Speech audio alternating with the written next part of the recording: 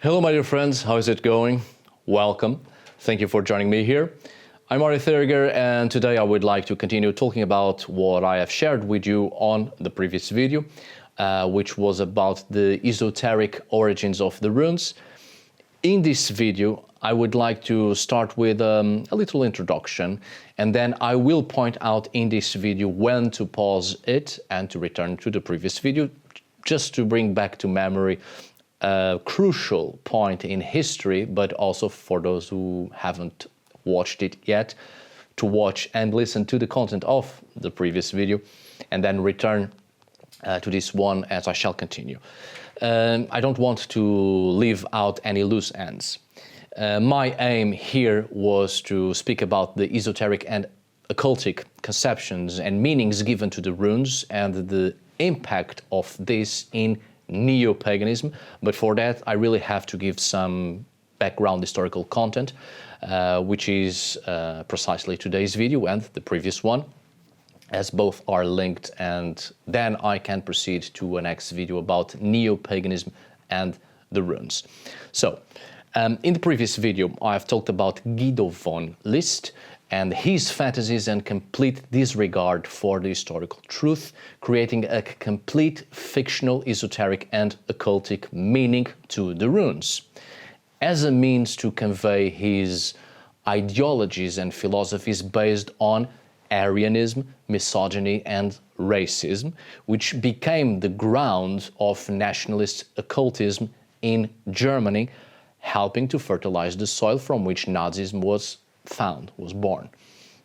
In that video I've given the historical background of the political and administrative reality of Germany and the Austro-Hungarian Empire in the second half of the 19th century, which troubled Austrians of the time who saw themselves losing the privileges they have had for centuries, and such privileges that were considered a given to them were placed into question when the administrative power of the empire sought to create a more egalitarian society in which many other ethnicities of the empire, such as Czechs, Slovaks, Poles, Ukrainians, Slovenians, Serbo-Croats, Italians and Romanians, started to have more voice in the political sphere and started to enjoy social privileges that were once exclusive to the Austrians. So in other words, the Austrian half of the Austro-Hungarian Empire, in addition to millions of German speakers, were joined by others, such as those I've mentioned, and this territory was also inhabited by these various ethnic groups or native linguistic groups, and these ethnic groups were finally given social and civil and political representative freedom, as well as linguistic and political and social rights, and this did not please the Austrians of the time, who felt their centuries-old privileges were being questioned. And although there was no direct attack on the Austrians, nor were they victims of persecution in any way, the Austrians felt marginalized. They saw the supremacy of their language and culture being questioned, and thus their social and political status as well, which led to a feeling that they were being belittled, discriminated against, with a feeling of losing cultural and linguistic exclusivity, and also to feeling that they were losing their privileges, thus generating ideologies and movements of hatred and resentment towards the non-Germans who were part of the territory.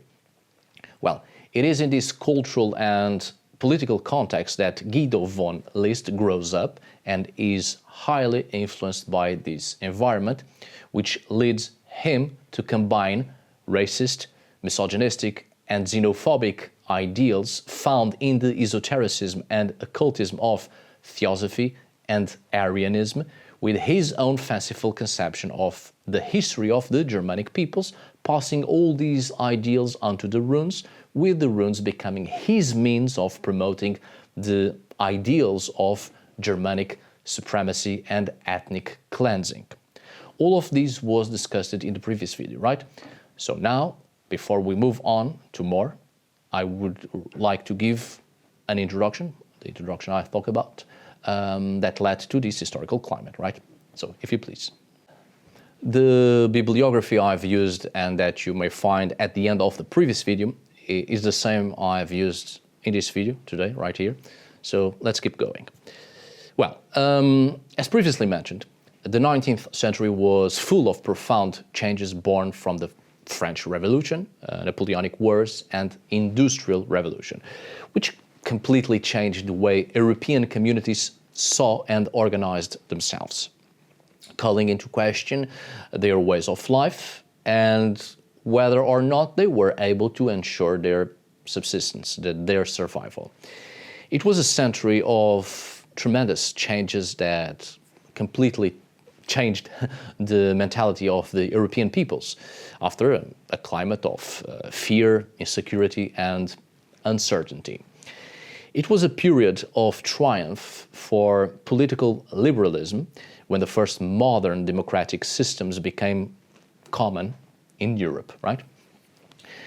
Due to these historical factors, it was also a period when the ideal of the nation-state rose, which made each nationality, defined by language, customs, ethnicity, or religion, equivalent to an independent political organization, which encouraged the union of those who shared cultural traits and the disintegration of multinational states where different nationalities coexisted within their own borders.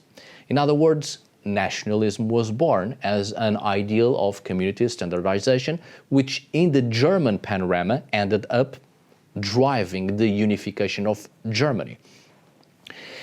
I think it is also important to mention that it was precisely in the 19th century that industrialization drastically altered the landscape, culture, and productive structure and social organization to the point of completely changing people's ways of life and even their family relationships, which pushed masses of people into expanding industrial or urban areas, which led to people being uprooted from their, let's say, industrial, traditional environments, and now immersed in a completely different life and surrounded by an urban, cosmopolitan, and increasingly diverse environment, right? The mental impact was so great that, as mentioned in previous videos, even folklore itself changed, and there was a great construction of new folklore that conveys these changes and their traumas. I've talked about this in the short video series on waterscapes in Norse mythology and Scandinavian folklore, right? Well, the point is, although Romanticism as an aesthetic and intellectual movement had already begun at the end of the 18th century, it was precisely in the 19th century that people began to value natural spaces much more, considered genuine and true in the face of the Enlightenment and the emphasis on reason. And this movement artistically praised the medieval over the classical.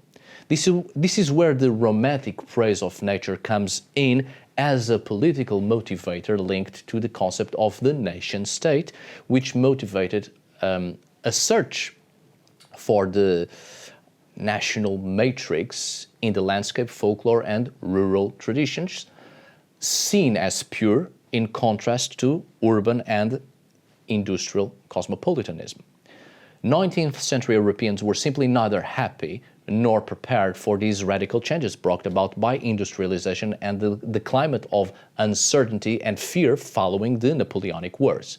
So people started to romanticize the rural and natural space, and a desire to return to this concept, now highly romanticized.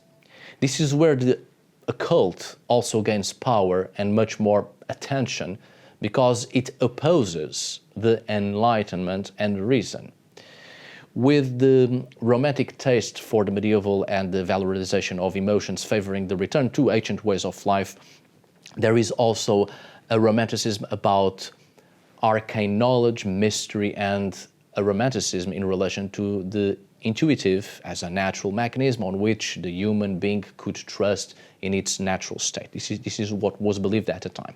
In short, there began to be a reaction against the modernization of life and thought, which led many to take refuge in Romanticism and the occult, mostly as an escapism. It is in this environment that theosophy was also constructed as an occult system that rejects the materialism and rationalism of the 19th century, mixing esotericism, Hinduism, and science in a pseudo-historical narrative. Now, within this panorama of Romanticism and occultism as mechanisms of thought and desires of ways of life against modernization and reason, this had a great impact on the Germanic panorama of the time. Or in other words, in the center of Europe. So at the beginning of the 19th century, the former Holy Roman Empire collapsed under the weight of the Napoleonic Wars. With that, Germanic unity disappeared. And in this absence, mostly political, the notion of a nation-state becomes more appealing, with an increasing desire to build an identity reinforced by language, land, or customs. Given the discomfort, fear, and disappointment with the social changes brought about by industrialization, which we talked about earlier, and how it changed people's lives and altered and the impact on people's lives, this led to a rejection of modernity and liberalism, giving more emphasis to a romantic thinking about rurality, tradition, and ideas of Volk, which I've talked about in the previous video. The völkische movement as a pan-German ethno-nationalist movement which focused on racialism, agrarianism, and romantic nationalism to form the unification through race. This is where German romantic nationalism comes from, as a very pessimistic, anti-modern and anti-liberal political trend. However, this desire for unity in the center of Europe was not fully accomplished, since the unification of Germany left out the Germanic populations of the Austro-Hungarian Empire. Austria was left out, and an Austria that was increasingly industrializing and democratizing itself, but which was experiencing internal tensions, which I've mentioned at the beginning of this video and in the previous one, right? So it is therefore here in this political, social, and cultural panorama that Guido von List was born, and influenced by all these changes and by romantic and esoteric escapism, that he would create a modern esoteric conception of runes, which I've spoke about in the previous video. Now, this is where, for those who have already possibly forgotten or haven't seen the video yet, go watch the previous video, please, and then come back here, because now I'm going to continue with the topic after the esoteric and occult creation of the runes and their ideological impact on Nazism. So, if you please. You know who ruins occultism? Occultists. Anyway, given the first part of this video and then the information given in the previous video, which I remind you to watch and then return to this second part, now let's carry on with this. We now see the political, philosophical, and cultural panorama in which Guido von List lived in, and the influences that led him to invent his pseudo-runes, whose ideologies based on racism, misogyny, and ethnic cleansing were the seeds for Nazism. Guido von List and his ideas were extremely popular, and from early on there were those on both sides of the Austro-German border who were supporters of List's ideas. Following Germany's defeat in World War I and the Treaty of Versailles, resentment and belittlement ran rampant among Germans. So in 1908, the Guido von List Society was born, an organization built to preserve and promote the work of The Secret of the Runes, the book by Guido von List. Many important and powerful figures in important political, educational, artistic, and governance positions were part of this society. People who shared and were adherents of racist, anti-Semitic, misogynistic, and ethnic cleansing ideas. As has been said, Liszt was clearly popular on both sides of the border and with people of diverse backgrounds and occupations, but all of them occupations and positions of importance, so that over the next 4 years the society welcomed new members and new members from other societies, including leaders of German defense leagues and anti-Semitic journalists. The wealthier and more influential members had the means to finance new publications, such as Liszt's booklets from 1908 to 1911, where Liszt speaks of the magical power of runes and esoteric interpretations of folklore, toponymy, heraldry, and language.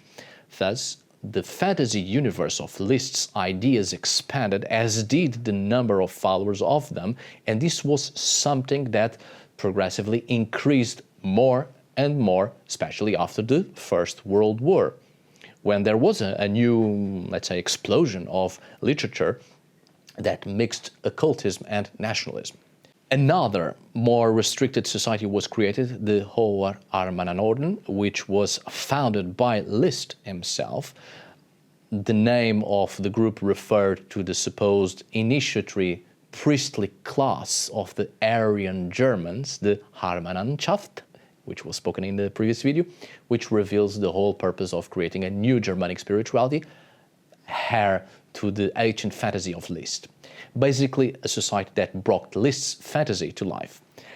Although it was an objective that failed, nevertheless, the ideas and theses remained, which eventually led to the creation in the 1970s of the Armanen-Orden, a new organization with old racist beliefs. But well, returning to what I was saying, in 1912, Liszt's followers formed in Germany the Germanen-Orden, an anti-Semitic initiatory group with an organization that imitated Freemasonry and which gave rise in 1918 to the Thule Society.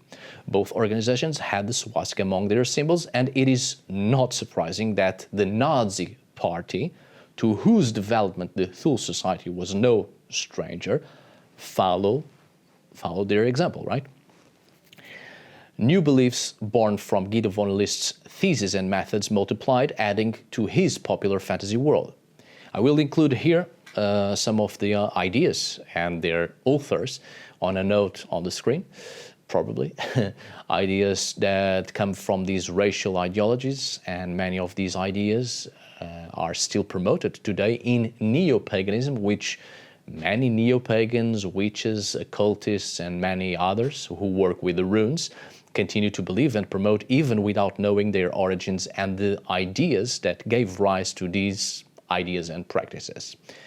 With all this, we can see the fantasies that were created and their political and ideological purposes, which quickly cease to be fantasies, and when promoted and talked about long enough and passed on as an alternative history or even as an alternative to reality, become historical facts and taken as a historical truth and of cultural ancestry. Fantasies that feed ideologies, creating parallel universes, ending up passing themselves off as truth, which lead people to follow these ideas as being of cultural value to their history, promoting principles and values that then lead to attitudes that destroy human beings. I mean, fake news and its terrible political and ideological consequences in a society and consequently in the world is not something new, but unfortunately it is repeated. Mostly because people forget easily, because they don't want to know their own history as it is, but prefer the sweet fantasy that for a moment makes them dream, but which has disastrous consequences in the long term, in collective terms.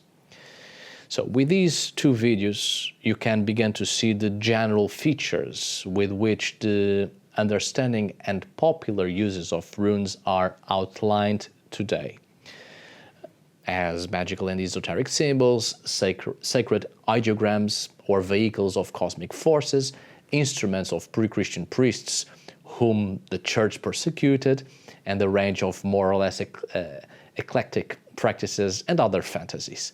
That although, as I said in the first video, any object and symbol can become a vehicle for the spiritual depending on the use and meaning we give to them, we have to be very careful and see if in our practices, in our spiritual practices, and the use we give to things, in this case the runes, if it is really something naturally formed by our spiritual practice, or if it is an influence of the esoteric, occult, new age ideas that we are constantly bombarded with, and we just follow trends that easily and subtly influence us to have destructive ideas towards ourselves and others. One positive thing about the modern use of runes today by many people and their spiritualities is that finally, in these past 20 or 30 years or so, the racism, misogyny, and anti-Semitism that marked the fictions created in the 19th and 20th centuries are no longer present. This is only because, after the Second World War, for obvious reasons, these elements were progressively minimized or ignored. However, some new authors on the esotericism of the runes certainly continued to promote these ideas and perpetuated other fantasies characteristic of Guido von List and his followers. But that's something for the next video. Be that as it may, I do hope the previous video, today's video, and the next one, when we eventually get there, will come to be useful and that this may help in some possible positive way. History repeats itself, indeed, mostly because people are forgetful, and those in power take advantage of that and try to bring back certain ideologies of the past, trying new methods that avoid past failures and hoping to succeed this time. Stay sharp. My dear friends, thank you so much for watching. See you on the next video. And as always, thanks for today. Obrigado por hoje. Until we meet again, my dear friends.